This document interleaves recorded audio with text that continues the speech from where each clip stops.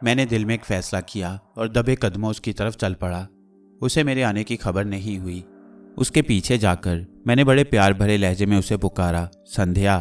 वो बुरी तरह चौंक कर पलटी। उसके चेहरे के नकूश पहले जैसे थे, दिलकश और जाज़बे निगाह, लेकिन उस वक्त उसके चेहरे पर एक अनोखी सी कैफियत थी। देखते देखते उसके होंठ कपकपाए और आंखें भीग गईं। वो हैरान नज़रों से मुझे देख रही थी। संध्या, मैंने दोबारा उसी प्यार भरे लहजे में पुकारा और वो बेख्तियार अपनी जगह से उठी और मेरी बाहों में आ गई। मैं उन जज्बात, उन एहसासात को समझता था जिनके तहत उसने ये अमल किया था। एक डॉक्टर होने के नाते मुझ पर फ़र्ज़ आयद होता था कि मरीज़ को ज़िंदगी का एहसास दिलाऊं। एक बात कहूं? वो मुझे प्यार भरी नज़रों से देखते हुए बोली। ज़रूर कहो, मैंने नरमी से कहा।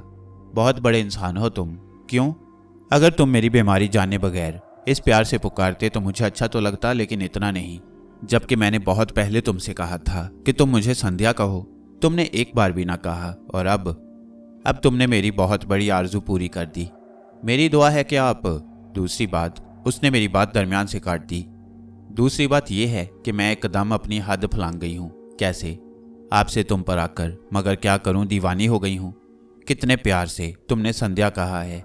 मेरे दिल में उसके लिए हमदर्दी पैदा हो गई थी। यहाँ आए हुए कई दिन गुजर गए थे, वो मेरे साथ बहुत खुश थी, लेकिन उसका कोई इलाज मेरे जहन में नहीं आया।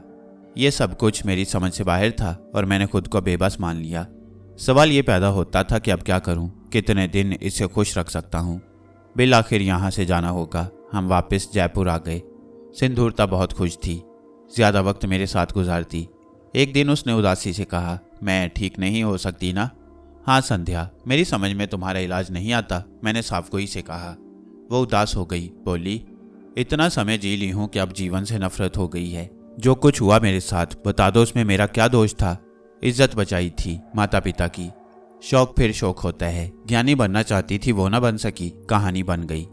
अब मुझे एक मशवरा दो। हाँ बोलो, क्या करूँ? क्या चाहती हो?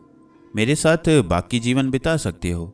उसने एक अजीब सवाल किया और मैं हैरत से उसे देखने लगा। मैंने ताज्जुब से पूछा। हाँ बोलो। नहीं, मैंने पथरीले लहजे में कहा। वो प्यार भरी नज़रों से मुझे देखने लगी, फिर बोली, मैं जानती हूँ ये नामुमकिन है। हाँ, तुम्हारी जगह कोई और होता तो ज़रूर सोचता। फिर मुझे बताओ मैं क्या करूँ? इंतज़ार किसका? वक्त के फैसले का। तुम्हें कुछ नहीं करना पड़ेगा। वक्त तकदीर है, वही रास्ते बनाता है, दिखाता है। जीती रहूँ? मर सकती हो, पता नहीं, वक्त को पता है। अच्छा एक बात बताओ, इस हालत में आने के बाद कभी जोगी गरजनाथ को तलाश किया?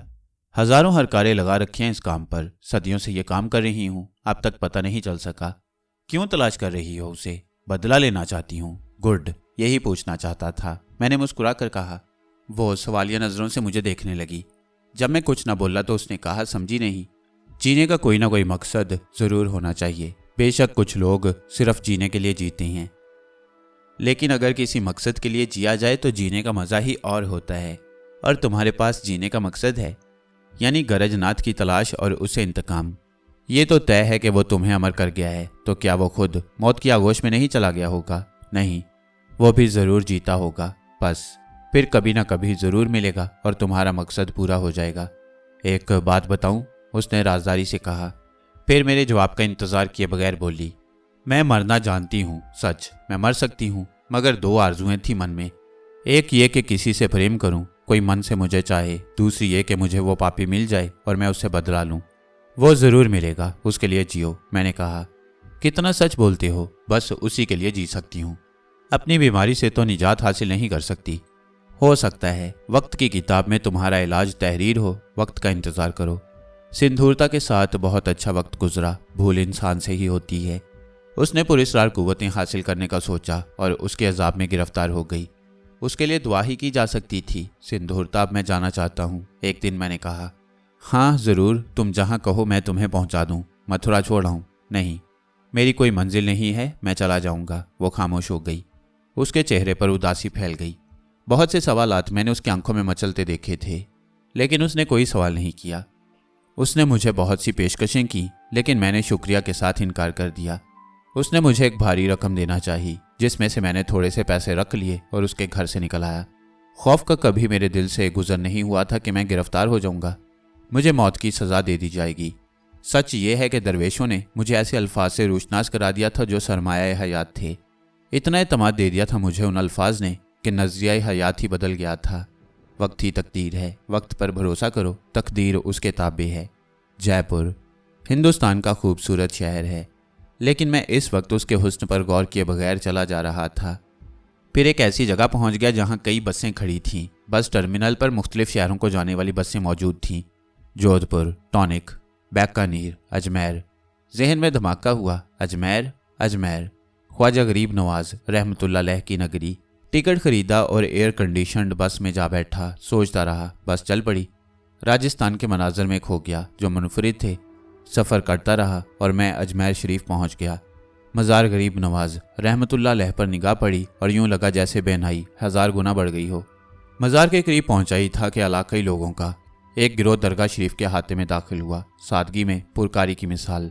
कोई बारात थी। औरतें और मर्द साफ सुथरे कपड़े पहने हुए। दरमियान में दुल्हा दुल्हन, बाली सी उम्रें, सांवले सलोने रंग, मखसूस राजस्थानी लिबास, फूलों से लदे। ख्वाजा की शान में गीत गाते आ रहे थे। पता चला कि यहाँ के बाशिंदे शादी के फौरन बाद पहले ख्वाजा साहिब रहमतुल्लाह अलैह के हुजूर हाजिरी देने आती हैं। उन लोगों से फारिग होने के बाद मज़ार मुबारक में दाखिले का मौका नसीब हुआ। अंदर ज़्यादा रश नहीं था। फातह ख्वानी के बाद बाहर आ गया और आसपास के मुकामात की ज़ियारत करने लगा। लंगर की कमी नहीं थी। मैंने पेट भरा और एक गोशे में जा पड़ा। जहन को आज़ाद छोड़ दिया। कोई तरद्दुद नहीं था, लेकिन नींद नहीं आ रही थी। कोई 1 बजे का अमल था कि किसी ने कान के करीब कहा, उठो मेरे साथ आओ। चौंक कर देखा तो चंद फुट के फासले पर एक स्यापोश को खड़े पाया। जल्दी से उठकर बैठ गया और उसे गौर से देखा। सर से पांव तक स्याह अबा में मलबूस, चेहरा भी ढका हुआ और नकूश बिल्कुल नजर नहीं आ रहे थे। मैंने बमुश्किल कहा, मुझसे कुछ कहा? हाँ आओ, तलबी है, जवाब मिला। जहन किसी कदर नींद में डूबा हुआ था। सही तौर पर कुछ नहीं सोच सका। बस उठकर स्याहपोश के पीछे चल पड़ा। तवील रास्ता तय करके मज़ार शरीफ के अहाते से बाहर निकल आया। कुछ फासले पर तारागढ़ के पहाड़ी टीले नजर आ रहे थे। इन्हीं टीलों के दामन में एक मध्यम सी रोशनी नजर आ रही थी। मेरे राहबर का रुख उसी तरफ था। कुछ देर के बाद हम वहां पहुंच गए। एक पुराना मंजर याद आ गया जब उसी तरह के दरस में पहली बार शिरकत की थी। यहाँ भी वही माहौल था। लातादाद अफराद काली चादरों में लिपटे चेहरे, ढके सर झुकाए बैठे थे। दरमियान में एक बड़ा कांसी का चिराग रोशन था। मैं भी एक गोशा मुंतखिब करके बैठ गया। तब एक स्याहपोश ने खड़े होकर सलाम किया। चारों तरफ से जवाब दिया गया, जिसमें मैं भी शामिल था। फिर बिस्मिल्लाह शरीफ के बाद कलाम इलाही की एक आयत तलावत की गई। इसके बाद हज़रत ख्वाजा गरीब नवाज रहमतुल्लाह अलैह के बारे में तौसीफ़ी अल्फाज कहे गए। हज़रत ख्वाजा गरीब नवाज रहमतुल्लाह अलैह की ज़ात मुबारका हज़ारों सिफ़ात का मरकज़ है। आपने इस बेआबोगया रेगिस्तानी इलाके को अपना मस्कन बनाया। इसमें गहरा रमज़ पिन्हा था। इसकी वजह यहाँ के बेहाल और बेमाया लोग थे जो ज़िंदगी की बुनियादी ज़रूरतों, रोटी और पानी तक से महरूम थे। जान तोड़ मुशक्क़त के बावजूद 2 वक्त की रोटी और बदन पोशी के लिए उनके पास कुछ ना था। सरों पर जहन्नुम की तरह दहकता सूरज और पैरों में आग की तरह सुलगती रेत उनका मुकद्दर थी। मुफलिसी और फाका ज़दगी इंसान को कुफर के दरवाजे तक ले जाती है। ये लोग सदियों से इसी हालत में थे। इसके अलावा अहले सितम जागीरदारों, ठाकुरों ने इनकी नस्लों को अपने मुजालिम का शिकार बना रखा था।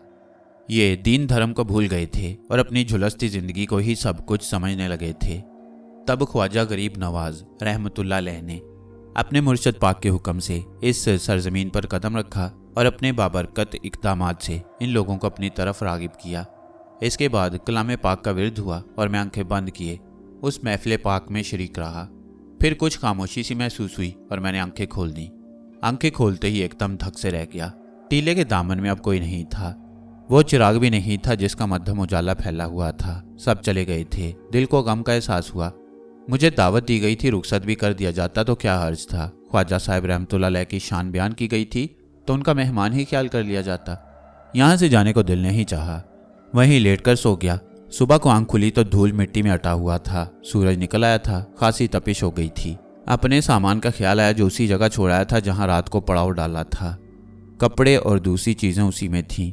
दिल को ज़रा बराबर भी तरद्दुद न हुआ। उठकर काहिलों किसी अंदाज में उस तरफ चल पड़ा। सामान जूं का तूं रखा था। दरगाह शरीफ में क्या नहीं था। ज़ायरीन के लिए हर तरह का बंदोबस्त। एक लाइन से सैकड़ों गुसल खाने बने हुए। ठंडे हयात बख्श पानी से गुसल किया तो थकन बदन से उतर गई। बाहर हर तरह के नाश्ते तैयार थे। लोग इस तरह न्याजमंदी से लंगर तकसीम कर रहे थे जैसे ख्वाजा गरीब नवाज रहमतुल्लाह अलैह ने उन्हें मेज़बान मुकर्रर किया हो। क्या ज़िंदगी थी यहाँ की, कुर्बान जाइए। जिस कदर बेफिक्री यहाँ थी शायद ही कहीं हो। ना खाने पीने की फिक्र, लंगरों के अंबार, खाने वालों की कमी, रात को कवालियों की महफिल, हिंदुस्तान भर के नामी ग्रामी कवाल हर लालच से बेनियाज ख्वाजा रहमतुल्लाह अलैह की शान में नजराने अकीदत पेश करने आते। दरगाह शरीफ के मगरबी हिस्से में ऐन उस जगह जहाँ उस दिन दरस में शिरकत की थी, एक मजजूब वारिद हुए। लोग उनके गिर्द जमा थे, लेकिन वो उनकी मौजूदगी से बेनियाज किसी ख्याली कागज़ पर ख्याली कलम से कुछ लिख रहे थे। फिर उन्होंने ख्याली कागज़ तय करके आवाज़ लगाई, मिर्ज़ा अजीम बेग कानपुर वाले। पास खड़े लोगों में से एक का मुंह हैरत से खुल गया। आवाज़ दोबारा सुनाई दी और हैरान शख्स आगे बढ़ाया। लोगों ने उसे हैरत से देखा। वो शख्स खुद शदीद हैरान था। मजजूब ने हाथ बढ़ाकर उसे जैसे कुछ देते हुए कहा, माजून फलासफा, हमरा अर्क बादियान, भुनवी सौंफ ज़्यादा से ज़्यादा, दवा दिन में 3 बार, 1 माह, नुस्खा पकड़। उन्होंने हाथ झटकते हुए कहा और आगे आने वाले ने आजिज़ी से दोनों हाथ सामने कर दिए। नुस्खा तो खैर था ही नहीं, लेकिन वह बुड़बुड़ाता पीछे हट गया। माजून फलासफा, हमरा अर्क बादियान, भुनी हुई सौंफ। दूसरी तरफ मजजूब फिर उसी तरह दूसरा नुस्खा लिखने में मसरूफ़ हो गए। मैंने गहरी नज़रों से उनका जायज़ा लिया। भारी बदन, मुटियाला रंग चीथड़े बदन पर झूल रहे थे। साथ एक गठरी रखी हुई जिसमें पुराने कपड़े मैल से चिकटे हुए, जिस पर मक्खियां भनक रही थीं और ना जाने क्या क्या अलम गलम। एकदम उनकी आवाज़ फिर उभरी, महमूद खान वल्द इब्राहिम खान। एक और हैरत का मारा आकर घुटनों के बल बैठ गया। बैठकर उसने सजदे जैसी पोजीशन बनाई तो मजजूब गुस्से में आ गए। उन्होंने पास रखी लकड़ी उठाई और पूरी कुव्वत से उसके सर पर दे मारी। सीधा हो, सीधा हो, बाबा की आवाज़ उभरी। लकड़ी खाने वाला खुद ही बिलबिलाकर सीधा हो गया। दिमाग में कीड़े पड़ गए हैं, किसी अच्छे अस्पताल जाकर ऑपरेशन कराओ। मैंने तफसील लिख दी है, लो ये कागज़ रखो। एक बार फिर हाथ आगे बढ़ा। लकड़ी खाने वाले ने जल्दी से कागज़ आगे बढ़ा दिया था। फिर तो एक हंगामा हो गया। खड़े लोग बाबा पर टूट पड़े। बाबा जी, मेरी बेटी की शादी, नौकरी नहीं लग रही सरकार, बड़ा घाटा हो गया महाराज, गुरुजी, बाबा जी। मजजूब घबराकर खड़े हो गए। उन्होंने लकड़ी और गठरी उठाई और वहां से दौड़ लगा दी। लोगों ने उनका पीछा नहीं छोड़ा और दूर तक दौड़ते चले गए, यहाँ तक कि निगाहों से ओझल हो गए। मैं वहां से चल पड़ा। दिल में बड़ी अकीदत थी। एक जगह बैठकर सोच में डूब गया। लेकिन उसी रात एक और दिलचस्प सूरत हाल पेश आई। जुमेरात का दिन था, रश ज्यादा था। उस वक्त कवाली की महफिल जमी हुई थी, मगर मैं उस हंगामे से दूर एक गोशे में लेटा था कि कोई मेरे पास आकर बैठ गया। काले रंग की चादर ओढ़ी हुई, लेकिन चेहरा खुला हुआ। मैंने एक निगाह में पहचान लिया, वही मजजूब बाबा थे। मैं जल्दी से उठकर बैठ गया तो उनकी आवाज़ उभरी, मेहमान 1 दिन का, 2 दिन का, तीसरे दिन वह बलाए जान होता है। कब से पड़े हुए हो, ख्याल नहीं आता? कौन जाने किसकी कहाँ ज़रूरत होती है। चलते फिरते रहा करो, अपने दिल से दुख दूर करो। सारे रास्ते ठीक हैं, ज़रूरी तो नहीं है ज़रूरत तुम्हें तलाश करे। तुम ज़रूरत को तलाश करो तो अफजल है। दिल छोटा ना करो, दिल से दुख दूर करो। तुमने साबित कदमी से हर अमल हदायत के मुताबिक किया। तुम्हारे मर्तबे में कमी नहीं, इजाफा हुआ है। तराजू के दोनों पलड़े मुतवाजन ना हो तो नंबर कट जाते हैं। दिल से दुख दूर करो। फैसले दानिश्वर करते हैं और वही फैसले मुनासिब होते हैं। मदद कभी भी हो सकती है, लेकिन हिसाब होता है। अमल मुअत्तल हो जाता है तो हड्डियां खुश्क हो जाती हैं, बदन कमज़ोर हो जाता है। आंख निगरां है लेकिन तहरीक अफसल। दिल छोटा ना करो, फैसले हालात के मुताबिक होते हैं। वक्त ने कहा है कि तुम्हें मुस्तकबिल में दुनियादार रहना है। ये रकम है, सो रास्ता थोड़ा सा बदल दिया गया है। निगाह नहीं हटाई गई, जो दिया गया वो तुम्हारा है, लेकिन खजाने भरे रहें तो तकवीयत रहती है। दिल से दुख दूर करो, दिल छोटा ना करो। ये कहकर मजजूब अपनी जगह से उठे और सीधे चले गए। मेरा बदन पथरा गया, दिमाग सुन्न हो गया। कुछ लम्हों के लिए खून की रवानी रुक गई। इस मौके में मौत भी वाक़या हो जाती है। फिर रफ्ता रफ्ता सारी कुव्वतें वापस आने लगीं। मजजूब का हर लफ्ज़ दिल की गहराइयों में उतर गया। दिलासे दिए गए थे, वजह बताई गई थी। तकदीर में दुनियादारी थी, इसलिए उन बुलंदियों को रोक दिया गया था, क्योंकि वक्त आसमानों से उतरता है और उसमें तकदीर मलफूफ होती है। एक शिकायत थी, एक गम था। सब कुछ तो मानना था, बस चेहरे पर मेकअप करा लिया था, वो भी बादल नख्वास्ता। बस किसी का कहना मान लिया था। दिल को वाकई दुख था, लेकिन यही दिल अब शेर हो गया था। साया है, छाँव है सर पर, मेरा धूप कुछ नहीं बिगाड़ सकती, सोचता रहा। फिर एकदम हंसी आ गई। वो अल्फाज जहन में उतरे, मेहमान 1 दिन का, 2 दिन का, तीसरे दिन बलाए जान। मुझे तो यहाँ 17 दिन हो चुके थे। दोनों हाथों से कान पकड़े। इसके बाद सुबह तक जागता रहा। दिमाग में वो सारे अल्फाज गर्दिश कर रहे थे और कानों में रस घोल रहे थे। इससे ज़्यादा और क्या चाहिए था। हालांकि सारी रात जागा था, लेकिन सुबह बिल्कुल हशाश बशाश था। जैसा मैंने बताया कि मज़ार पाक पर 24 घंटे लंगर तकसीम होता है। जब दिल चाहे पेट भर लो। यही नहीं, लंगर के लिए लंगरगाह का रुख करना ज़रूरी होता है, क्योंकि लंगर लाने वाले अकीदतमंद आवाज़ें लगाते फिरते हैं कि खाना नाश्ता तैयार है, आ जाएं। बल्कि इस तरह जैसे गाहक को घेरती हैं, गाहकों के बाजू पकड़ कर ले जाते हैं कि गाहक कहीं और ना चला जाए। आइए, नाश्ता तैयार है, एक आवाज़ ने कहा और मेरा बाजू पकड़ लिया। मैं उसके साथ लंगरगाह पहुंचा। नाश्ता, फिर चाय। फरागत हो गई तो मज़ार पाक का रुख किया, फातिहा पढ़ी, रुखसत मांगी और सलाम करके वापसी के लिए मुड़ा ही था कि एक मजावर ने रास्ता रोका और गुलाब के फूलों की कुछ पत्तियां मेरी तरफ बढ़ा दी और बोला, मुंह मेरा खलो। मैंने फौरी हदायत पर अमल किया और वापस मुड़ गया। खासा फासला पैदल तय करके बसों के टर्मिनल पहुंचा और आगरे की बस में बैठ गया। वही बेआबो गया रास्ते, सुरख पत्थरों के पहाड़, सारे कदीम दास्तानों से सजे हुए। फिर आगरा, हजारों दास्तानों का मरकज। अकबर, जोधाबाई, सलीम अनारकली, नवाब आकिल खान, ज़ेबुन्निसा, शाहजहां, मुमताज़ महल और एक होटल में कमरा हासिल किया और आगरे की दास्तानों में खो गया। उस दिन एतमादुद्दौला के मकबरे की सैर कर रहा था कि एक हैरानकुन आवाज़ सुनकर चौंका। तुम। आवाज़ कुछ ऐसी थी कि गर्दन घुमाकर देखने पर मजबूर हो गया। जो चेहरा नजर आया उसने जहन पर एक खुशगवार तासुर पैदा कर दिया। ये डॉक्टर शुक्ला था। हेलो सर, मैंने एहतराम से कहा। क्या तुम दीवाने नहीं हो? हर तरफ तुम्हारे दुश्मन फैले हुए हैं और तुम सैरो सियाहत कर रहे हो। डॉक्टर शुक्ला ने मुसाफिया के लिए हाथ बढ़ाया। मुझे आप जैसे मुखलिस बुजुर्गों की दुआएं हासिल हैं, फिर डरने की क्या ज़रूरत है? एहतियात बहुत अच्छी चीज़ है। आगरा कब वापस आए? ज़्यादा वक्त नहीं हुआ। आओ, मुझे तुम्हारे साथ खड़े होकर खौफ महसूस हो रहा है। क्या अभी और सैर करनी है? नहीं, आप मिल गए, काफ़ी है, डॉक्टर शुक्ला ने कहा और मैं उसके साथ चलकर उसकी कार के पास आ गया। वहाँ कार के साथ ड्राइवर भी मौजूद था, जिसने जल्दी से पिछला दरवाज़ा खोल दिया। हम दोनों अंदर बैठ गए। तुम्हारा क्याम कहाँ है? डॉक्टर शुक्ला ने पूछा। एक मामूली से होटल में। ये अकल का काम किया है तुमने। वैसे तुम्हें आगरे आना ही नहीं चाहिए था, क्योंकि यहाँ तुम्हारा सबसे बड़ा दुश्मन सुरेश चंद्र मौजूद है। मुझे दुश्मनों का देश भी अच्छा लगता है, मैंने मुस्कुरा कर कहा। इसीलिए मैंने तुम्हें दीवाना कहा है, डॉक्टर ने प्यार भरे लहजे में कहा। सुरेश को तुमने 2 कौड़ी का करके रख दिया है, जबकि उसे अपने महकमे में एक खास हैसियत हासिल थी। क्या मतलब? बड़ी हेटी हुई है उसकी। उसने तुम्हें अस्पताल में घेरा और बड़ी जबरदस्त नाकाबंदी की, लेकिन तुमने उसके मुंह पर कालक मल दी। अरे नहीं, बड़ी मुश्किल से निकला था मैं उसके चुंगल से। वैसे आपको बहुत तफसील मालूम है। सिर्फ मुझे नहीं, पूरे हिंदुस्तान को मालूम है। जानते हो तुम्हारे बारे में पुलिस को क्या अहकामात मिले हुए हैं? नहीं, मैंने कहा। अजीब बेनियाज आदमी हो। पुलिस को हदायत है कि तुम्हें देखते ही मौके पर हलाक कर दिया जाए। ओह, मैंने कहा। कार रास्ते तय करती रही। फिर वो एक इंतहाई शादाब इलाके में बने खूबसूरत बंगलों में से एक बंगले के गेट के सामने रुकी।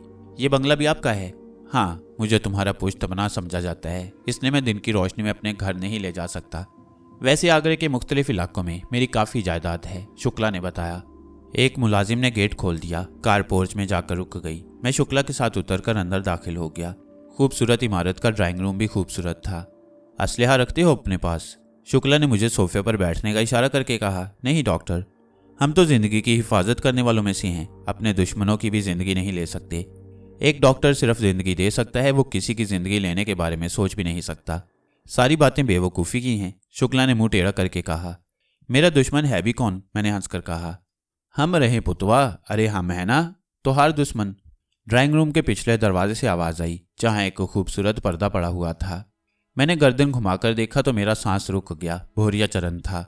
सफ़ेद रंग के कीमती धोती कुर्ते में मलबूस, उसके चारों हाथ पांव सलामत थे। चेहरे पर भरपूर शैतानी मुस्कुराहट, आंखों में बिजलियां सी कौंधती हुई। वो बड़ी शाने बेनियाजी से चलता हुआ आ रहा था। हमसे बड़ा दुश्मन कौन है रे तोहार? बंसिया ने इसलिए पूछा तो से कि गोली तो ना चला देगा तू हम पर, हमें देखकर? और एक झूठ बोला तूने बंसी के सामने। बंसी मेरे मुंह से बिल्कुल गैर इरादी तौर पर निकला और मैंने डॉक्टर शुक्ला को देखा।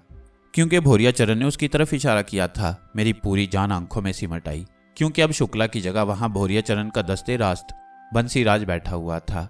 ये देखकर मुझे शदीद चक्कर आ गया। हर चीज घूमती महसूस हुई। आंखें फटी की फटी रह गईं। कुछ समझ में नहीं आ रहा था।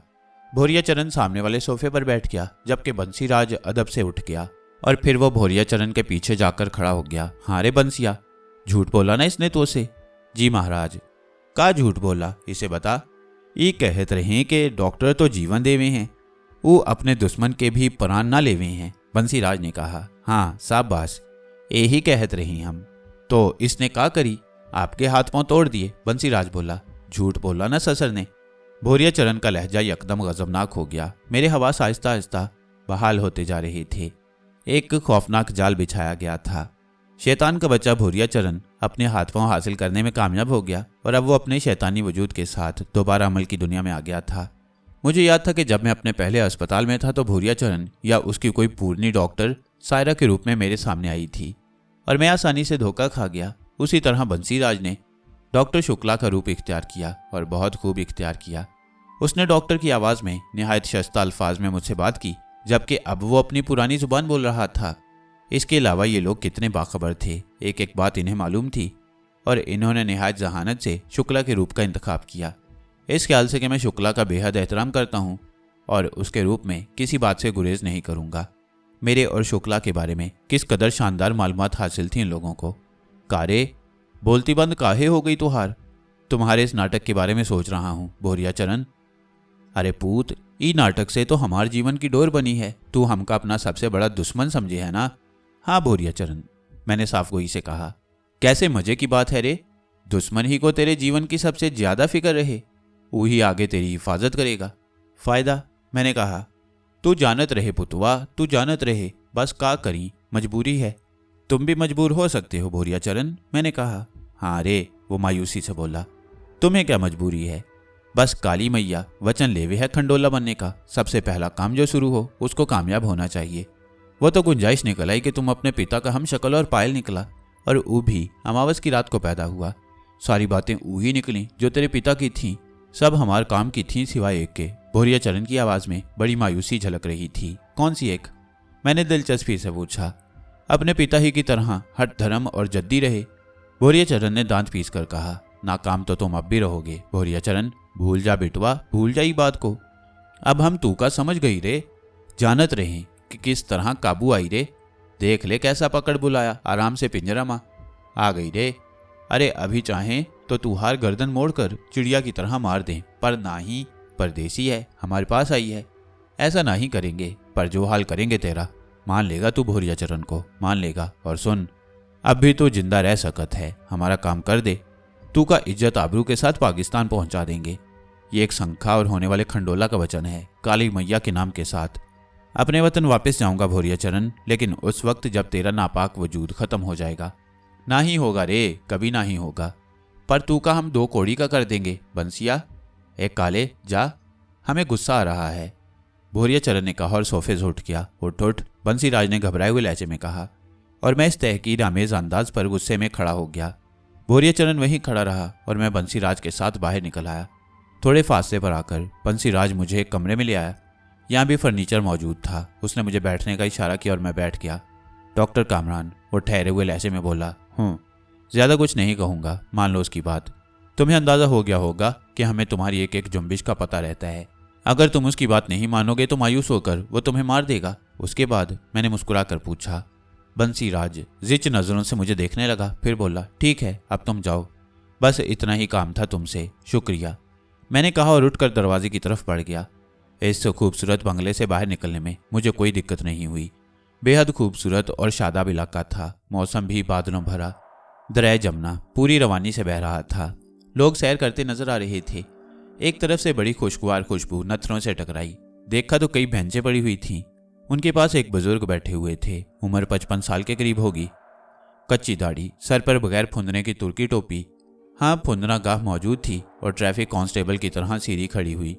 बड़े खुशबूदार आलू के कबाब तल रहे थे। बेख्तियार आलू के कबाब खाने को दिल चाहा। वैसे भी कबाब फरोश बुजुर्ग रिवायती किस्म के मुसलमान लग रहे थे। मैं करीब पहुंचा तो मुस्कुरा कर बोले, आइए आइए हजूर, हमें इल्म है कबाबों की खुशबू आपकी राह पर बनी है और हमारी तरफ से साहिब ज़ौक़ की शनाख्त का यही अमल है। तशरीफ़ रखिए। शुक्रिया, मैंने उनकी बातों से लुत्फ़ लेकर कहा। कबाब तलें? कबाब की भी बहुत सी इस्तिलाहें हैं। कबाब लगाना, कबाब तलना, जलकर कबाब हो जाना, कबाब खन्ना यानी जलकर मुस्कुराना वगैरह। तो क्या हुक्म है? जी, मुझे इनकी खुशबू यहाँ लाई है, मैंने कहा। बुजुर्ग आलू के आमेजे से खेलने लगे, फिर बोले, बातें भी जारी रहें तो क्या हर्ज है। आपका इसम शरीफ? मैंने बात का आगाज किया। हकीम सरमद कहते हैं खादिम को। ताल्लुक कहाँ से है? लखनऊ से। आगरे कब तशरीफ लाए? तवील कहानी है। हम मुख्तसर बताएंगे जब तक कबाब सुरख ना हो जाएं। जालिम शाहजहां ने हमें एहसासी कमतरी में मुब्तला करने के लिए ताजमहल तामीर कराया। हमारी अहलिया का नाम भी मुमताज़ था। उनकी वफ़ात पर हम कोई ताजमहल नहीं तामीर करा सके, बस उनकी याद में यहाँ आकर आबाद हो गए। लीजिए, कबाब तैयार हो गए। कुछ लम्हों की खामोशी रहेगी। लखनऊ की नफासत और तहजीब की कहानियाँ ही सुनी थीं। इस वक्त लखनऊ सामने था। जिस कदर नफासत के साथ शफाफ बर्तन में कबाब पेश किए गए, उनका मजाक कबाब खाने से पहले ही आ गया। हकीम साहब ने उन पर सब्ज़ पुदीने की चटनी डाली और बोले, यह हमारी अकीदत गाह का रंग है और इस पर यह सफ़ेदी मुसल्लम। उन्होंने उस पर सादा सफ़ेद दही डालकर कहा, फिर बोले, काश हम इस पर चांद तारा डालकर इसका हुस्न मुकम्मल कर सकते। हाँ, ये मीठी चटनी ज़रूर डालेंगे कि ये मिठास हर अहले दिल के दिल में है। कुछ लम्हों तक तो मैं कुछ ना समझ सका, लेकिन अचानक मेरी आंखें हैरत से फैल गईं। सब्ज़ चटनी, सफ़ेद दही और चांद तारे का हवाला पाकिस्तान के झंडे का निशान था। लेकिन अभी कुछ समझ ना पाया था कि बुजुर्ग बोले, अल्लाह आपको हमेशा कामना रखे। गुलशन मसूद में फूलों की महक कभी कम ना हो। ज़रा चक्कर बताइए कि जायका कैसा है। मैं सब कुछ भूलकर हकीम सरमद को देखने लगा। ये सारी बातें इत्तफाक तो नहीं हो सकती। वो मेरी हैरत से बेनियाज अपने काम में मसरूफ़ हो गए। मुझे अजीब सा शुबा हो रहा था। उन्होंने मेरी तरफ नहीं देखा और अपने काम में मसरूफ़ रहे। फिर मैंने कबाब खाए। सुबहान अल्लाह, ज़िंदगी में कभी इस कदर जायकेदार कबाब नहीं खाए थे। उन्होंने मुझसे पूछे बगैर 2 कबाब और मेरी प्लेट में डाले। फिर दूसरे 2 गाहकों के लिए कबाब बनाने लगे। मैं खामोशी से कबाब खाता रहा और फिर उनकी आवाज़ आई, और दूँ? नहीं शुक्रिया, कितने पैसे दूँ? उन्होंने पैसे बताए जो मैंने उन्हें अदा कर दिए। सुबहान अल्लाह और अल्लाह हाफिज़। जब भी कबाब खाने को दिल चाहे तशरीफ़ ले आइए, हम यहाँ या ताजमहल में मिलेंगे। मुमताज़ जब भी याद आती है हम वहीं उनसे मुलाकात कर लेती हैं।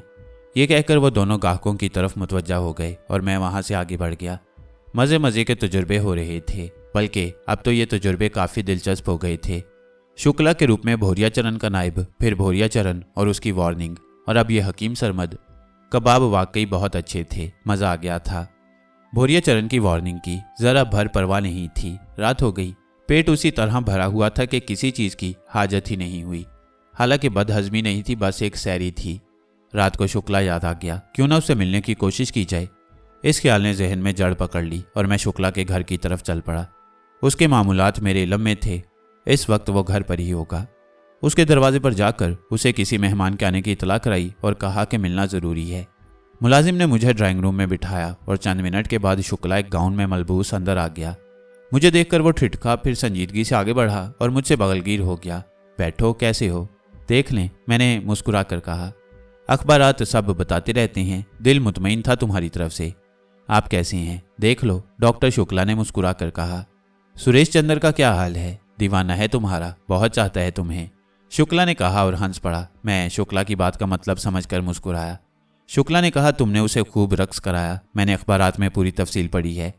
वैसे एक बात महसूस की है मैंने, वो ये कि अखबारात की ज़ुबान तुम्हारे खिलाफ नहीं होती। तुम्हारे बारे में तबसरा करते हुए कहते हैं कि गैर जानिबदाराना तहकीकात कराई जाए। इस बात के इम्कानात है कि तुम बेगुनाह निकलो। मैंने इन अल्फाज पर किसी खुशी का इजहार नहीं किया। कुछ लम्हों की खामोशी के बाद मैंने कहा, आपने आज तक मुझसे कभी इस बारे में नहीं पूछा डॉक्टर शुक्ला। किस बारे में?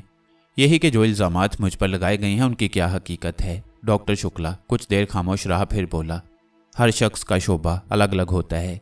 मेरी पूरी ज़िंदगी अमराज की तफ्तीश और तशखीस में गुजरी है, लेकिन उम्र के साथ जिन तजुर्बात का ज़िंदगी से साबका पड़ा है वो कुछ चीज़ों का एहसास दिला देती हैं। मैं तुम्हें इन इल्ज़ामात का मुर्तकिब नहीं समझता। मैं नहीं जानता कि तुम्हारी गहराइयाँ क्या हैं, लेकिन ये ज़रूर जानता हूँ कि तुम्हारे तरीके इलाज में रूहानियत का अंसर ज़्यादा है। तुम किसी मर्ज़ की निशानदेही और उसका इलाज इस तरह कर देते हो कि कुछ समझ में नहीं आता। मेरी बदनसीबी है शुक्ला साहब कि मैं सुरेश चंद्र को अपनी बेगुनाही का यकीन नहीं दिला सकता। मैं वाकई बेगुनाह हूँ। मैंने डॉक्टर नीमू की बेहुरमती की, ना उसे कत्ल किया और ना मुझे यकीन है। शुक्ला ने जिस लहजे में कहा उससे मुझे खुशी हुई। फिर मैंने पूछा, सुरेश चंद्र जी को यकीन है कि ये सब कुछ मैंने ही किया है? आपकी उनसे बात हुई? मेरे अब उन लोगों से ताल्लुकात कहाँ रहे। ईश्वर चंद्र जी का भी जर्मनी में देहांत हो गया। उस वक्त के बाद से वो लोग मुझे अपना दुश्मन समझने लगे हैं। और अरे अरे अरे, शुक्ला जी के मुंह से अजीब से अंदाज में निकला और मैं चौंक कर चारों तरफ देखने लगा। मुझे ख्याल गुजरा कि शायद कोई अचानक अंदर आ गया है, लेकिन कोई नहीं था। सॉरी, शुक्ला जी ने कहा। खैरियत? मैंने उन्हें गौर से देखकर कहा, हाँ खैरियत है, बस एक ख्याल ने चौंका दिया था। अच्छा एक बात बताओ, किसी पुलिस वाले से मिलना पसंद करोगे? हाँ, मैंने मुख्तसिर कहा। शुक्ला के चेहरे पर अजीब से तासुरात फैल गए। फिर उसने कहा, तुमसे इसी जवाब की तवक्को थी। तुमने ये तक ना पूछा कि वो कौन है और मैं उसे तुमसे क्यों मिलाना चाहता हूँ। मुझे किसी का खौफ नहीं है। दूसरी बात यह है कि मैं डॉक्टर शुक्ला को ही जानता हूँ। फ़ख्र है मुझे तुम पर, बहुत बहादुर इंसान हो तुम। हर तरफ तुम्हारे दुश्मन हैं और तुम हर शहर में दंदनाते फिर रहे हो। ये मामूली बात नहीं है। मैं तुम्हें एक तुम्हारे जैसे बहादुर पुलिस अफसर से मिलाना चाहता हूँ। ज़रूर मिलाइए। अर्जुन ठाकुर है उसका नाम। माजी नहीं मालूम, लेकिन फितरी तौर पर हिंदुस्तानी फिल्मों जैसा पुलिस ऑफिसर है। पागल, दीवाना, बड़े बड़े मुजरिमों को फांसी दिलवा चुका है। भेड़ियों के भिट में घुसकर भेड़िया निकाल लाता है। जुराइम पेशा लोग उसका नाम सुनकर बीमार हो जाती हैं। बेदरेग गोलियां चलाता है जिस पर बड़े एतराज़ात हुए हैं, लेकिन जिन्हें वो मारता है वो खुद बहुत सौ को मार चुके होते हैं। मैं तुम्हें उससे मिलाना चाहता हूँ। बेहतर है। बहादुर इंसान साहिब ज़रफ़ होती हैं। ईश्वर चंद्र के अहले खानदान तुम्हें देखकर पागल हो गए थे। हालांकि वो उनका घर था। उन्हें इसका ख्याल रखना था कि तुम एक मोतबर शख्सियत के साथ एक मेहमान की हैसियत से आए हो। लेकिन खैर, तो मुझे उम्मीद है कि अर्जुन ठाकुर तुम्हें पहचान भी जाएगा तो ऐसी हरकत नहीं करेगा। जी, मैंने फिर उसी मुख्तसिर अंदाज में कहा। ये भी ना पूछोगे कि मैं तुम्हें उसे क्यों मिलाना चाहता हूँ? शुक्ला ने मुस्कुरा कर कहा। नहीं। अच्छा छोड़ो, मैंने तुमसे कहा कि मैं उसके माजी के बारे में कुछ नहीं जानता, लेकिन मैंने उसकी शख्सियत की तफसील तुम्हें बता दी। इंस्पेक्टर के ओहदे पर फायज है। मुझसे अपनी बहन की अलालत के बारे में मिला था। मैंने उस बच्ची का काफ़ी इलाज किया, लेकिन कामयाबी नहीं हो सकी। वो उसे मुंबई, दिल्ली और दूसरे शहरों के बड़े बड़े डॉक्टरों को दिखा चुका है। गैर मामूली डॉक्टरों के जो वफूद यहाँ आती हैं वो उन्हें भी दिखा चुका है। उन्होंने उसका ट्रीटमेंट भी किया था, लेकिन कोई फ़ायदा नहीं हुआ। कोई नाकाबिले फ़हम बीमारी है। नहीं, शुक्ला ने कहा और मैंने हैरत से उसे देखा। हाँ, बीमारी नाकाबिले फ़हम नहीं है, लेकिन उसका सही इलाज नहीं हो पा रहा। बराहे करम तफसील बताइए। गैर इखलाकी अमल तो नहीं है? तुम मुझसे मिलने आए थे और मैं ये कहानियाँ ले बैठा। नहीं, यही कहानियाँ हमारी ज़िंदगी हैं। यह अलग बात है कि मेरी बदनसीबी ने मुझे इनसे दूर कर दिया है। डॉक्टर शुक्ला ने कोई जवाब नहीं दिया, लेकिन मैंने उनकी आंखों में दुख का तासुर ज़रूर देख लिया। कुछ देर तक खामोश रहने के बाद उन्होंने कहा, गैर शादीशुदा है। दुनिया में सिर्फ एक बहन है। उसके लिए मैं ये कह सकता हूँ कि किसी भाई के दिल में बहन के लिए इतना प्यार मैंने कभी नहीं देखा। बहन की वजह से उसने खुद शादी नहीं की, लेकिन आगरे ही की। एक फैमिली में उसने बहन की शादी कर दी। लोग बुरे नहीं थे। इब्तदा बहुत अच्छी रही, लेकिन फिर बहन के देवर के हाथों एक कत्ल हो गया। पुलिस ने रंगे हाथों पकड़ लिया। नौजवान लड़का था, जज्बात में आकर यह अमल कर बैठा। बहन के ससुराल वालों ने पांव पकड़ लिए कि किसी तरह अर्जुन उस नौजवान को बचा ले। बहन ने भी भाई की बहुत खुशामद की। अर्जुन ने बड़ी कोशिश की, लेकिन नौजवान के खिलाफ ऐनी शहादतें मौजूद थीं, वो उसे ना बचा सका। बहन के ससुराल वालों ने कहा कि अर्जुन उसे फरार करा दे, लेकिन यह अमल मुमकिन नहीं हो सका और उसे सजाए मौत हो गई। ससुराल वाले अर्जुन और उसकी बहन के दुश्मन बन गए। उनका ख्याल था कि अर्जुन ने ताउन नहीं किया, वरना पुलिस क्या नहीं कर सकती। उन्होंने दिशा को शदीद अजियतें देना शुरू कर दी। बहन ने यह बात भाई से छुपाई, लेकिन फिर उन्होंने दिशा को सांप से कटवाकर हलाक करने की कोशिश की। इसके लिए उन्होंने एक सपेरे की खिदमत हासिल की। घर की एक नौकरानी ने यह बात अर्जुन के घर जाकर बता दी। अर्जुन पागल हो गया। वो लोग अर्जुन के मिजाज को जानते थे और उन्हें पता था कि अर्जुन एक एक को भून देगा। चुनाचे सारे घर वाले सब कुछ छोड़कर फरार हो गए। उन्हें पता चल गया था कि नौकरानी अर्जुन के घर गई है। दिशा अर्जुन को वहीं अकेली मिली। वो बेहोश थी। अर्जुन बहन को अस्पताल ले गया, जहां उसकी ज़बरदस्त देखभाल की गई। इससे वह मौत के मुंह में जाने से तो बच गई, लेकिन अब वो एक अनोखी मुश्किल में गिरफ्तार है। क्या? मैंने पूछा। उसके बदन में अचानक किसी भी जगह सुराख होता है और उससे सब्ज पानी निकलने लगता है। यह सब्ज पानी बहकर जिस्म के जिस हिस्से पर लगता है वहां बकौल लड़की के इतनी शदीद जलन होती है जो बर्दाश्त नहीं होती। जाहिर है किसी नामानूस सांप का जहर उसके खून में शामिल है, जिसका इलाज दरियाफ्त नहीं हो सका। फिर क्या हुआ? मैंने पूछा। अर्जुन दीवाना हो चुका है। उसने पूरे हिंदुस्तान की पुलिस के लिए अहकामात सादिर कर लिए हैं कि दिशा के ससुराल वालों का सुराग लगाएं। इसके अलावा उसने सपेरों पर जहन्नुम के धाने खोल दिए हैं। उसे उस सपेरे की तलाश है जिसने पैसे लेकर यह काम किया। कई सपेरे उसके तशद्दुद से मरते मरते बचे हैं। दूसरे पुलिस अफसरान ने उन्हें अर्जुन की दीवानगी से बचाया है, वरना वो मर जाते।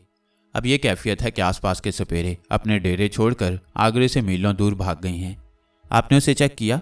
20 दिन यहाँ रहकर गई है। हर तरह से उसका खून और दूसरी चीज़ों का टेस्ट किया है, मगर जहर की किस्म का पता नहीं चलता। आपने उसे? मैंने डॉक्टर शुक्ला से उन इंजेक्शनों के नाम लिए जो जदीद तरीन थे। वो इंजेक्शन दिए? हाँ, सब कुछ कर चुका हूँ। गुड। मैं सोचता रहा। फिर मैंने गहरी सांस लेकर कहा, दुख भरी कहानी है। देखोगे उसे? जो आपका हुक्म। कल दोपहर को चलेंगे। मैं उसे फ़ोन करके कहूँगा कि मैं दिशा को देखने आ रहा हूँ, वो घर पर मिले। कल के लिए वक्त बता दीजिए। मैं ये भी कहोगे ये घर नहीं है? शुक्ला ने इतनी अपनाइयत से कहा कि आंखें भीग गईं। फिर मैंने और कुछ नहीं कहा। मेरे लिए आराम का बंदोबस्त कर दिया गया। दूसरे दिन 2 बजे का वक्त तय हुआ। मैं डॉक्टर शुक्ला के साथ चल पड़ा। अर्जुन ठाकुर ने हमारा इस्तकबाल किया। मुझसे हाथ मिलाते हुए वो चौंका। मेरा हाथ में लिए रुका रहा। फिर डॉक्टर शुक्ला की तरफ देखा। फिर बड़ी संजीदगी से बोला, डॉक्टर कामरान। हेलो, मैंने पुरवकार लहजे में कहा। आइए, उसने कहा और हम दोनों उसके साथ ड्राइंग रूम में दाखिल हो गए। उसने हमें सोफे पर बैठने का इशारा किया। फिर हसरत भरे लहजे में बोला, लगता है मेरी दिशा को जीवन मिलने वाला है। भगवान ने मेरी सुन ली। ये कहकर वो रो पड़ा। शुक्ला ने भी आंखों पर हाथ रख लिए। मैं खामोशी से दोनों को देखता रहा। तुम एक बड़े इंसान हो अर्जुन ठाकुर। मैं इंसान नहीं, सिर्फ एक भाई हूँ और कुछ भी नहीं। साफ कह रहा हूँ। सुनेंगे भाई की दुखी कहानी। पिताजी पुलिस अफसर थे। मैं था, दिशा थी, माताजी थी। माताजी मर गईं। पिताजी ने दूसरी शादी कर ली। सौतेली बहन ने सौतेलेपन की रीत निभाई। बड़े जुल्म किया हम बहन भाई पर। दिशा के सिवा मेरा संसार में और कोई नहीं। फिर पिताजी डाकुओं की गोलियों से हलाक हो गए। माताजी ने सब कुछ अपने कब्जे में कर लिया और हम दोनों को घर से निकाल दिया। मैं अनाथ आश्रम जाना चाहता था कि एक कांस्टेबल अमरनाथ ने हमारे सर पर हाथ रख दिया और हमें अपने घर में पनाह दी। मैं कभी उस पर बोझ नहीं बना। मैंने अपना और अपनी दिशा का बोझ खुद उठाया। पढ़ता भी था और काम भी करता था। जवान हो गया। अमरनाथ ने बड़े अफसर को मेरे पिता के बारे में बताया और उनकी खिदमत के एतराफ़ के तौर पर मुझे पुलिस में भर्ती कर लिया गया। बचपन से जुल्म की झक्की में पिसा था। दिमाग में खराबी थी, बस तरक्की करता गया। बाकी कहानी शुक्ला जी ने ज़रूर बता दी होगी। क्या पिएंगे? उसके इस अचानक और बेतुके सवाल पर मुझे हंसी आ गई, लेकिन मैंने उस पर काबू रखा। मैं अभी आया, उसने कहा और उठकर अंदर चला गया। डॉक्टर खामोशी से मुझे देखता रहा। तुमने उसके कर्ब को महसूस किया? शुक्ला ने पूछा। और उसके प्यार को भी? वो अपना फ़र्ज भूल गया है। मैंने गहरी सांस लेकर कहा, इंसान बहुत कमज़ोर होता है कामरान। और फिर वो ठाकुर है। मैं ये भी बता चुका हूँ तुम्हें कि वो बेहद बहादुर है। बड़े कारनामे सर अंजाम दिए हैं उसने। बहादुर शिकार को घेर कर ललकार कर मारती हैं, अपने घर के दरवाजे पर नहीं। शुक्ला ने शायद मेरी बात का बुरा माना था। मैं खामोश हो गया। हमें काफ़ी देर तक इंतज़ार करना पड़ा। वो एक ट्रे लेकर अंदर आया था जिस पर रखे बर्तनों में फल और बिस्कुट वगैरह मौजूद थे और साथ में जग में फ्रेश जूस। हम बहन भाई मुलाजमों के हाथ की कोई चीज़ नहीं खाते। मुलाजिम सिर्फ घर के कामों के लिए रखते थे। आप आइंदा भी मिलकर घर के खाने अपने हाथों से तैयार करेंगे इंशाल्लाह, मैंने खलूस से कहा। उसकी आंखें फिर बरस पड़ीं। उसने टिश्यू से आंखें साफ करके कहा, मैं हिंदू हूँ मगर मुझे इंशाल्लाह के मायने मालूम है। लीजिए डॉक्टर साहब। उसने ड्राई फ्रूट्स की थाली मेरी तरफ बढ़ा दी। थोड़ी देर खामोशी रही। फिर मैंने कहा, दिशा को देख सकता हूँ? आइए डॉक्टर साहब, अर्जुन ने भारी आवाज़ में कहा। और हम तीनों अंदर चल पड़े। अंदर एक कमरे में दिशा बिस्तर पर लेटी हुई थी। प्यारी सी शक्ल की, बड़ी बड़ी मासूम आंखों वाली, होश में थी और करब का शिकार। शुक्ला को देखकर बोली, अंकल जी मैं ठीक क्यों नहीं होती? क्या मेरा कोई इलाज नहीं है? अंकल जी मैं मरना चाहती हूँ। अंकल जी मुझे मार दें, अब मुझसे ये तकलीफ़ बर्दाश्त नहीं होती। डॉक्टर अंकल, भगवान के लिए मुझे मार दें। और मुझे भी, अर्जुन ठाकुर ने कहा। मेरा दिल भर आया। मैंने भराई हुई आवाज़ में कहा, और तुम्हें इंशाल्लाह के मायने मालूम है अर्जुन? वह चौंक पड़ा। कुछ लम्हे अजीब सी नज़रों से मुझे देखता रहा। फिर बड़ी आस से मुस्कुरा दिया और दिशा के करीब पहुंचकर उसका हाथ पकड़कर बोला, तू ठीक हो जाएगी दिशा, तू अब ज़रूर ठीक हो जाएगी। दिशा मेरी बेटी, तो ज़रूर ठीक हो जाएगी। बड़ा गमंगेज माहौल हो गया था। दिशा खामोशी से भाई को देख रही थी। हैरान थी शायद। जिस दिलेर इंस्पेक्टर को हमेशा आग की जुबान में बात करते देखती थी, उसकी आंखें पानी बरसा रही थीं। बड़ा दर्द होता है डॉक्टर अंकल, बर्दाश्त नहीं होता। कुछ देर के बाद दिशा ने फिर कहा। शुक्ला ने कोई जवाब नहीं दिया। मैंने शुक्ला से कहा, मैं देख लूँ? हाँ, शुक्ला बोला और मैं दिशा के पास पहुँच गया। मैंने उसके कंधे, गर्दन वगैरह पर जख्मों के वो निशान देखे। दोनों नजरिए जहन में रखे, ये भी कि कहीं ये कोई जादुई असर ना हो। और जहर तो जहन में था ही। मैं दुनिया भर के मुख्तलिफ इलाकों के सांपों के जहर के बारे में थोड़ा बहुत जानता था, जिनके असरात हैरत अंगेज होते थे, लेकिन बहुत ज़्यादा नहीं जानता था। थोड़ी देर तक दिशा का मुआयना करने के बाद मैंने कहा, इन्हें अस्पताल ले चलें डॉक्टर शुक्ला। शुक्ला ने मेरी बात के जवाब में अर्जुन को देखा तो वो जल्दी से बोला, ज़रूर डॉक्टर जी। ठीक है, तुम्हें तकलीफ़ होगी। इनके कुछ कपड़े और ज़रूरत की चीज़ें पैक करा दो। मैं अस्पताल फ़ोन करके एम्बुलेंस मंगवा देता हूँ। अर्जुन ने गर्दन हिला दी। शुक्ला अस्पताल फोन करने लगा। इसके बाद उसने अर्जुन से कहा, हम लोग चलते हैं, अस्पताल में तुम्हारा इंतजार करेंगे। ठीक है, मैं इसे ला रहा हूँ। और डॉक्टर कामरान? वो रुका, फिर बोला, किसी तरह की चिंता मत करना। मैं बस मुस्कुरा दिया। क्लिनिक पहुंचकर शुक्ला ने दिशा के लिए कमरे का बंदोबस्त किया। एक नर्स उसके लिए मखसूस थी। मेरे लिए भी अस्पताल की ऊपरी मंजिल पर कमरा मखसूस कर दिया गया। फिर दिशा का इंतजार किया जाने लगा। दिशा आ गई और उसे कमरे में पहुंचा दिया गया। अर्जुन को इत्मीनान दिलाया गया कि वो अपने फराइज पूरे करे, यहाँ की फिक्र न करे। अर्जुन के जाने के बाद मैं और शुक्ला दिशा के बारे में बातें करने लगे। दिशा के कमरे में जाकर मैंने दोबारा उसका मुआयना किया। उसने पूछा, ये भी डॉक्टर हैं अंकल? हाँ दिशा। क्या ये बहुत बड़े डॉक्टर हैं? उसने मासूम लहजे में पूछा। शुक्ला मुस्कुरा दिया, फिर बोला, ये क्यों पूछा तुमने? भैया ने बड़े मान से कहा था, लगता है मेरी दिशा को जीवन मिलने वाला है। भगवान ने मेरी सुन ली, ऐसा उन्होंने इन्हें देखकर ही कहा था। ये बहुत बड़े डॉक्टर हैं, छोटे से तो हैं। वो मुस्कुरा कर बोली। बड़ी प्यारी मुस्कुराहट थी उसकी। फिर उसने बड़े खुलूस से कहा, मेरे जीवन की तो भगवान जाने, पर भगवान इन्हें लंबा जीवन दे। डॉक्टर भैया, एक विनती करूं तुमसे? उसने ये अल्फाज मुझे मुखातिब करके कहे। हाँ दिशा कहो। अर्जुन भैया से मत कहना, मुझे लगता है मैं ठीक नहीं होंगी। मुझ पर दया करो, मुझे मार दो।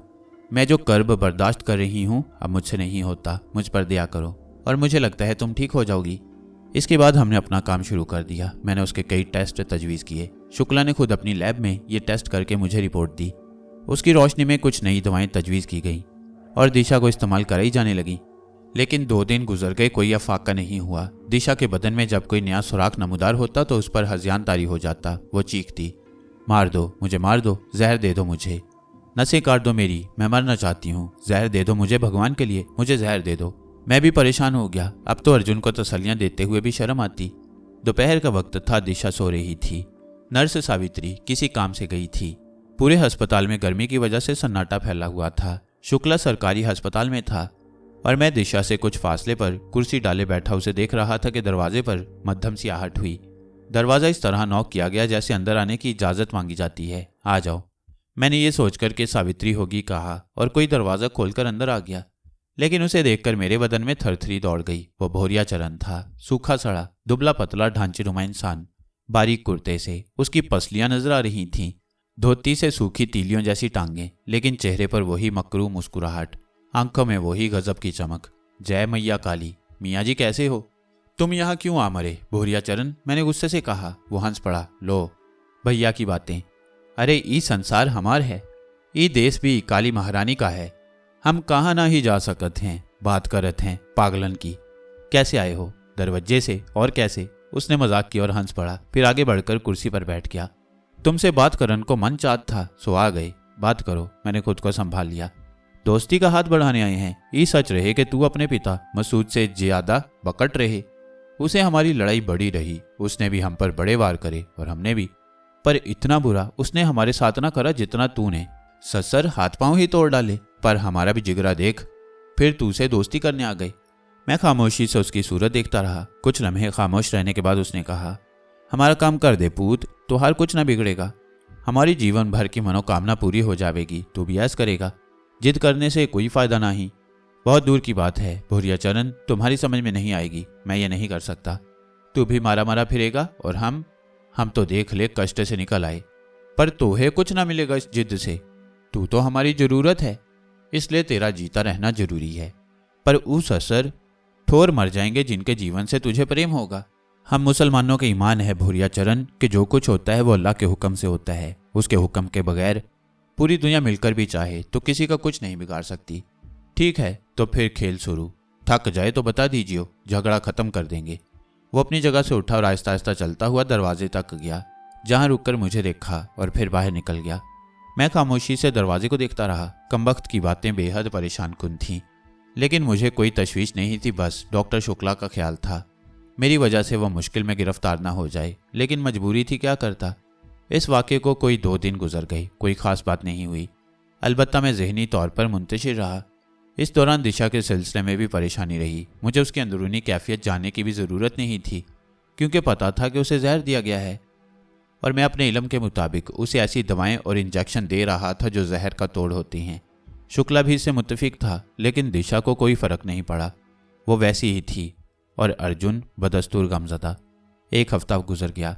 मैं क्लिनिक की ऊपरी मंजिल में रहता था और मैंने अपने तौर पर अपने काम का तरीका मुतय्यन कर लिया। नाश्ता वगैरह मैं अपने कमरे में ही कर लेता। उस वक्त भी नाश्ते से फारिग होकर बैठा था कि दरवाज़ा आहिस्ता से बजा। बर्तन उठाने वाले को आना था। उसके ख्याल से मैंने उसे अंदर आने की इजाज़त दे दी, लेकिन अंदर आने वाला भोरिया चरण था। उसे देखकर मेरे तन बदन में आग लग गई। जय काली कंधी, कैसे हो, क्यों आए हो? पहला पत्थर फेंक दई है, बड़ा इंतजार किया पर तुम कुछ बोलते ही नहीं हो, वो मनहूस आवाज़ में बोला और मैं चौंक पड़ा। क्या मतलब? मैंने कहा। वो तुहार ससरिया गुजर गई। कौन? अरे ऊही अर्जुनवारी, कहती थी ना कि मोहे मार दो, मोहे मार दो। दिशा, मेरे हलक से आवाज़ निकली।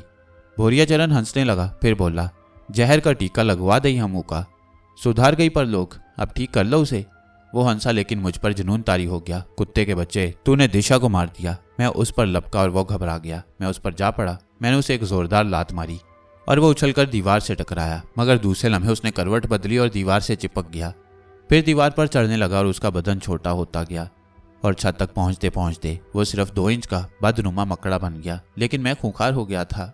मैंने जमीन पर पड़ा हुआ जूता उठाया और पूरी कुव्वत से उस पर फेंक मारा। वो बाल बाल बचा। मैंने दूसरा जूता उठाया, लेकिन इस दौरान वो बर्क रफ्तारी से छत पर दौड़ता हुआ एक रोशनदान के रखने में घुसकर बाहर निकल आया। मेरे जहन में अंगारे भरे हुए थे। उसने दिशा को मार दिया। मैं सोच भी नहीं सकता था, कोई फैसला नहीं कर पा रहा था। बदन में लर्जिश थी। कमबख्त ने ऐसा वार किया था जिसकी मुझे तवक्को नहीं थी। हाथ पांव फूल रहे थे। बमुश्किल सीढ़ियां तय करके नीचे पहुंचा तो डॉक्टर शुक्ला नजर आए। इस वक्त वो थोड़ी देर के लिए यहाँ आते थे और गश्त करके मरीजों की खैरियत मालूम करके सरकारी अस्पताल चले जाते। नर्स सावित्री उनके सामने परेशान खड़ी थी।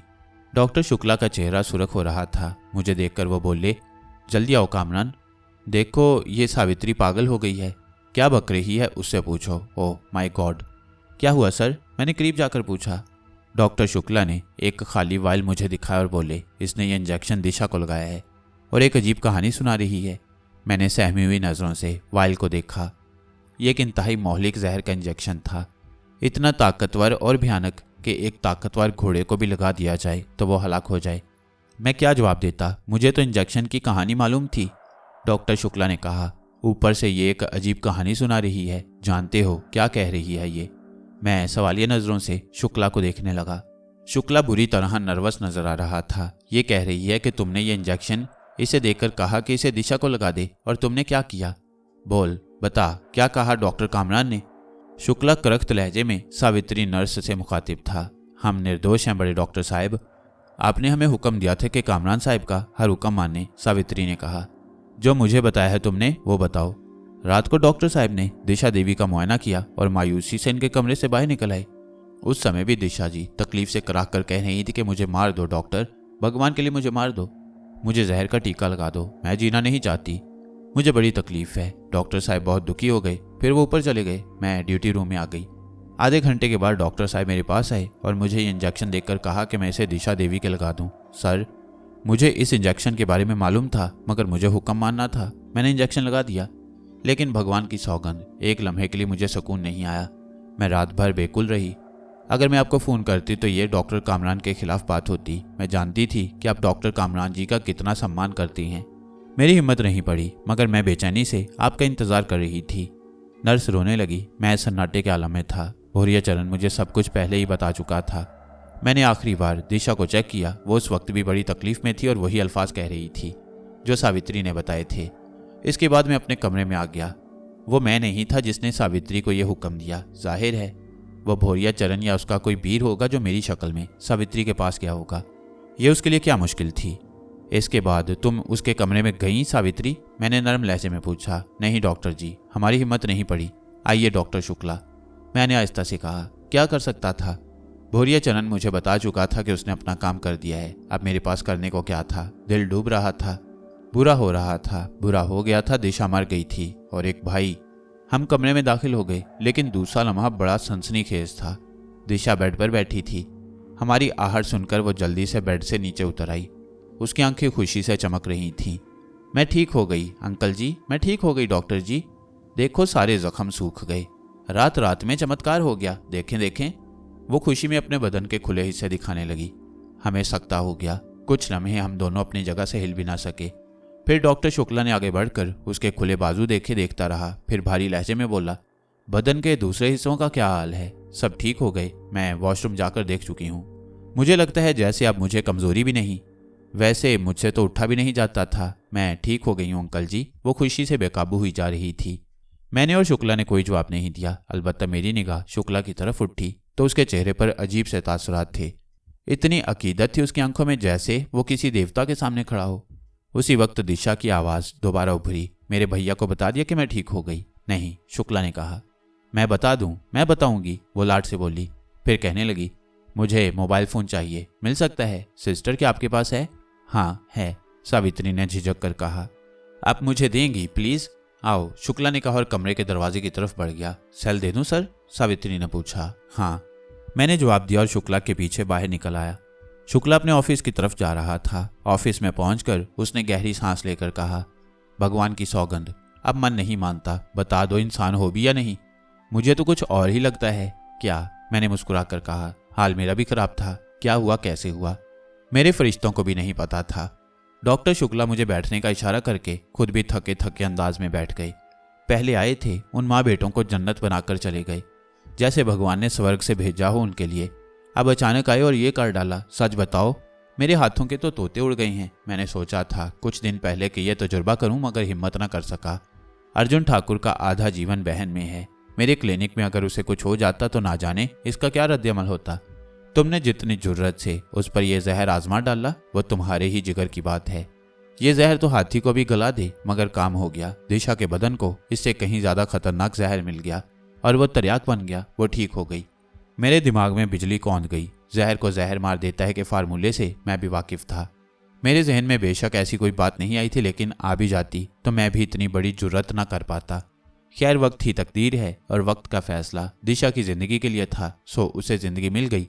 सब कुछ समझ में आ गया।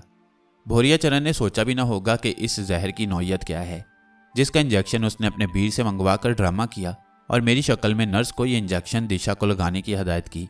अपनी दानिस्त में उसने दिशा को मौत के घाट उतारकर मुझे छोड़ दी, लेकिन उसकी यह हरकत दिशा की जिंदगी बन गई। यही होना था और इसका सारा क्रेडिट मुझे मिल गया। मैं दिशा की जिंदगी का सेहरा अपने सर नहीं बांधना चाहता था, लेकिन क्या करता। भोरिया चरण की कहानी तो किसी को नहीं सुना सकता था। खामोशी के सिवा चारा क्या था। अलबत्ता एक परेशानी लाहक हो गई। इस तरह तो भोरिया चरण कहीं भी मेरी शक्ल इख्तियार करके कोई भी वारदात मेरे नाम से कर सकता था। शुक्ला बड़ी अकीदत से मेरी सूरत देख रहा था। शुक्र है उसने ये नहीं पूछा कि जहर का ये इंजेक्शन मेरे पास कहाँ से आया। मैं बहुत खुश हूँ कामरान। मेरा दिल चाहता है कि पूरे आगरे में डोंडी पिटवा दूं कि एक मसीहा आकाश से उतरा है। आओ और नया जीवन हासिल कर लो। मैं हंस पड़ा। शुक्ला ने चौंक कर मुझे देखा, फिर खुद भी मुस्कुरा कर पूछा, हंसे क्यों? मैं सोच रहा था कि जब आप डोंडी पिटवाएंगे तो सबसे पहले नया जीवन हासिल करने कौन आएगा, जानते हैं? कौन? शुक्ला हैरत से बोला, पुलिस कमिश्नर सुरेश चंद्र। मैंने कहा और शुक्ला मेरी बात पर खूब हंसा। मुझे अंदाजा हो गया कि अगर मैं शुक्ला को बता भी दूं कि दिशा को इंजेक्शन देने में मेरा कोई हाथ नहीं है तो वो कभी यकीन नहीं करेगा। खामोशी में बेहतरी थी। फिर हैरत का दूसरा लम्हा वो था जब अचानक ऑफिस का दरवाज़ा खुला और दिशा और अर्जुन ठाकुर अंदर घुस आए। अर्जुन का चेहरा आग की तरह सुर्ख हो रहा था, आंखें भी सुर्ख और आंसुओं से भरी हुई। अंदर आते ही वो शुक्ला के पैरों से लिपट गया। क्या कहूँ, क्या दूँ आपको? आपने मुझे मेरी दिशा दे दी। आप गलत कर रहे हो अर्जुन। जिसका हक है उसे नहीं दे रहे। मैं तो पहले ही हाथ खड़े कर चुका था। दिशा जिस तरह इस समय तुम्हारे साथ खड़ी है उसका कारण कामरान है। अर्जुन खड़ा हो गया। मुझे अंदाजा हो गया कि अब वो मुझ पर झपटने वाला है। उसने लरजती आवाज में कहा, और मैंने कहा था कि शायद भगवान ने दिशा को जीवन देना है। ये मैंने आपको देखकर कहा था, और मैंने कहा था कि इंशाल्लाह वो ठीक हो जाएगी, और मैंने कहा था कि मुझे इंशाल्लाह के मायने मालूम है। अर्जुन ने कहा और आगे बढ़कर मेरे पांव पकड़ लिए। कैसी हो दिशा? मैंने दिशा से पूछा। मैं बीमार ही कब हुई थी? दिशा हंस कर बोली। दोनों बैठ गए। अर्जुन खुशी से पागल हुआ जा रहा था। उसने पूछा, मैं इसे साथ ले जाऊं? क्यों डॉक्टर कामरान? नहीं, कुछ वक्त रहने दें। अर्जुन जी, ये मैं एहतियात से कह रहा हूँ। इनकी फिजिकल फिटनेस का भी जायजा लेना होगा। बस 2-1 दिन। अर्जुन फौरन मान गया। बाद में मेरे ख्याल में एक और ख्याल आया। भोरिया चरण को बदतरीन शिकस्त हुई थी। अपनी दानिस्त में उसने मेरे दिल पर चरका लगाने के लिए बहुत बड़ा कदम उठाया, लेकिन कुर्बान जाऊं उस तख्लीक निंदा के। कि वो जिस तरह चाहे अपनी मखलूक को महफूज रखे, आग को गुलजार बना दे। उसने उसी जहर से दिशा को जिंदगी अता की। यह उसकी अता का ऐसा इजहार था कि काफिर को मुसलमान बना दे। जहर को जहर मारता है, वही जहर दिशा के लिए तरियाक बन गया। शैतान को लंबी उम्र दी गई है, बंदों के इम्तिहान के लिए ही सही, और भोरिया चरण शैतान का भयानक रूप था। मैंने दिशा को ऑब्जर्वेशन में रखने के लिए रोक लिया, लेकिन उस वक्त ये नहीं सोचा कि अपनी शिकस्त का बदला लेने के लिए वो दिशा का दुश्मन न बन जाए, उसे किसी दूसरे तरीके से नुकसान न पहुंचा दे। उसे बेशक दिशा से कोई दुश्मनी नहीं थी, बात सिर्फ मेरी थी, और इसका बेहतरीन हल ये था कि मैं यहाँ से निकल जाऊं। अच्छी तरह गौर करने के बाद बिल आखिर ये फैसला किया कि क्लिनिक छोड़ दूं, बल्कि आगरा ही छोड़ दूं।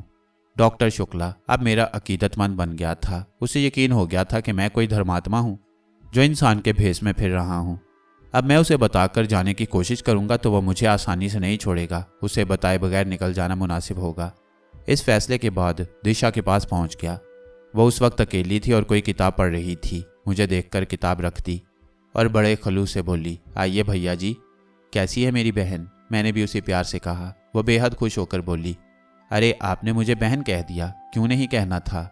मैंने उसके पास कुर्सी खींचकर बैठते हुए कहा, नहीं, मैंने तो एक तजुर्बा किया था। कैसा तजुर्बा? बस ये सोचा था कि देखूं कि भैया जी कहने से आप पर क्या रद्द-ए-अमल होता है। असल में मुझे पहले आपके बारे में कुछ नहीं मालूम था। बाद में अर्जुन भैया ने बताया कि आप पाकिस्तान के बहुत बड़े डॉक्टर हैं, जो यहाँ मुतअस्सिब डॉक्टरों की साजिश का शिकार हो गई हैं। वो बुरे लोग आपकी शोहरत और कामयाबियों से जल गए हैं और उन्होंने आपके खिलाफ साजिशें करके आपको मुजरिम बना दिया है। अर्जुन भैया ने मुझे बताया है कि मुझे आपने ठीक किया है। ये बातें तुम्हें ठाकुर ने बताई हैं? हाँ, वो आपके लिए बहुत परेशान है। क्यों? मैंने चौंक कर कहा, वो आपको हिफाजत से पाकिस्तान पहुंचाना चाहते हैं। तुम कैसी हो? ठीक हूँ। आपके बारे में सारी बातें मालूम करने के बाद मेरा मन चाहा कि आपको भैया कहूँ, पर मैं डरती थी कि आप कहीं बुरा ना मान जाएं। बहनों के प्यार का भला कोई बुरा मानता है? भगवान अच्छों को ही इतना बड़ा सम्मान देता है। आप बहुत अच्छे हैं भैया जी, और मैंने तुम दोनों की सारी बातें सुन ली हैं। आखिर पुलिस वाला हूं ना। दरवाजे से अर्जुन ठाकुर की आवाज़ सुनाई दी और वह बहुत से फल उठाए अंदर आ गया। अरे भैया जी, इतना बोझ आप क्यों उठा कर लाए? किसी अर्दली को साथ क्यों नहीं ले लिया? दिशा बोली, नहीं बेटा, किसी और को मैं यहाँ नहीं ला सकता, मगर तू बड़ी खुशनसीब है। बड़े भाग हैं तेरे दो भैया हो गए। एक बात कहूँ कामरान जी, जब तक दिशा यहाँ है आप बेशक यहाँ रहें। इसके साथ मैं आपको घर ले जाऊंगा और आप उस वक्त तक मेरे साथ रहेंगे जब तक मैं आपके लिए कोई बेहतर रास्ता न निकाल लूँ।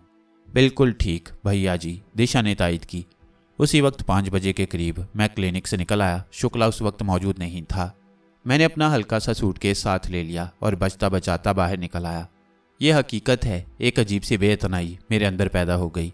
सड़कों पर निकलकर मुझे ज़रा बराबर खौफ का एहसास नहीं होता था, हालांकि हर तरफ दुश्मनों का बसेरा था। सुरेश चंद्र जैसा शख्स यहाँ मौजूद था। बेख्याली के आलम में चला जा रहा था कि एक अजीब सी खुशबू नथनों से टकराई और मेरी नज़रें भटकने लगीं।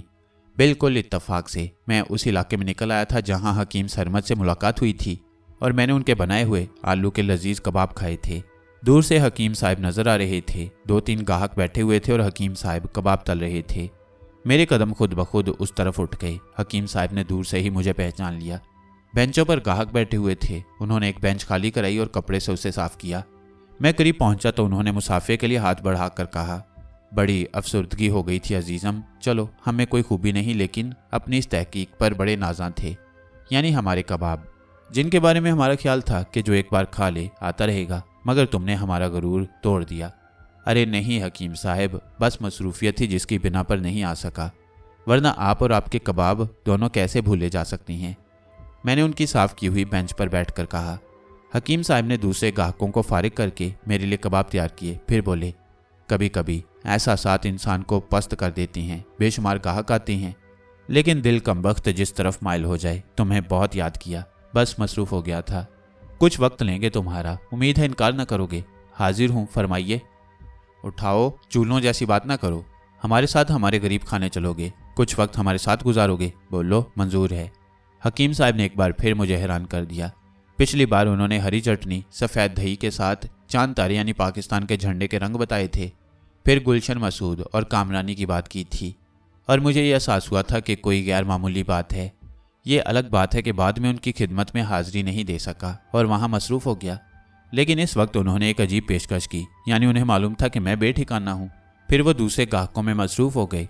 मुझसे उन्होंने और कबाबों के बारे में पूछा, मगर मैं पहले ही काफ़ी खा चुका था। इनकार कर दिया तो बोले, तो फिर ये सामान यहाँ रख दो, हम हिफाजत करेंगे और दरियाए जमुना की सैर करो, देखो कैसी रौनक है।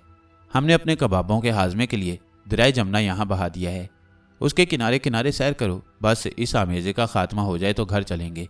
बड़ा एतमाद था उनके लहजे में, चुनाचे मैं खामोश हो गया। फिर सामान वहीं छोड़कर कुछ फासले से गुजरती जमुना के किनारे पहुंच गया, जहां सैर करने वालों की बड़ी तादाद मौजूद थी। अजीब इत्तफाक था, कुछ भी तो ताल्लुक नहीं था हकीम सरमद से मेरा। एक कबाब फरोश से कबाब खरीदे थे बस, उसके बाद और कुछ नहीं था। हाँ, उस वक्त हकीम साहब के कुछ अल्फाज ने एहसास ज़रूर दिलाया कि उनकी शख्सियत में कोई ख़ास बात है, लेकिन इसके बाद उन्हें भूल गया। उस वक्त बिल्कुल इत्तफाक से इधर से गुजर हो गया था और कबाब की खुशबू उनके पास ले आई। उन्होंने घर ले जाने की पेशकश कर दी। मैंने नारा लगाया कि वक्त अपने फैसलों के लिए आज़ाद है और वक्त से समझौता कामयाबी की ज़मानत। कभी कभी हर अमल के बारे में तजस्सुस ज़रूर होता है। अपने बारे में बखूबी अंदाज़ा था कि कुछ पुरस्कार कुव्वतों ने मेरे गिर्द अहाता किया हुआ है और मैं उनके हाथों में खेल रहा हूँ। चुनाचे अब हर लम्हे किसी नए हंगामे का इंतज़ार रहता। उस वक्त भी हर आसपास से गुजरने वाले को देख रहा था कि देखूं कौन सी नई बात होती है। बहुत वक्त इसी तरह गुजर गया। फिर हकीम साहब मेरे पास आ गए और मुस्कुरा कर बोले, लगता है जमुना देवी बहुत पसंद आ गई। अरे, आप फारिग हो गए जिंदगी से? वो तुर्की बतुर्की बोले, नहीं कबाबों से। हाँ, हो गई, बहुत बेच लिए कबाब, सारा वजूद कबाब हो गया है, आओ चलें। उन्होंने अजीब से लहजे में कहा और आगे बढ़ गए। मेरा सामान उन्होंने उठाया हुआ था। मैंने जल्दी से बढ़कर सामान का बैग उनके हाथ से ले लिया। कुछ दूर पर ऑटो रिक्शा मिल गया और हम चल पड़े कच्चे पक्के मकानों की आबादी में उतरकर। हकीम सरमद ने एक छोटे से घर का ताला खोला और अंदर दाखिल हो गए। छोटा सा लेकिन बहुत साफ सुथरा घर था, हर चीज़ से करीना झलक रहा था। बड़ी नफासत है यहाँ, मैंने तारीफी लहजे में कहा।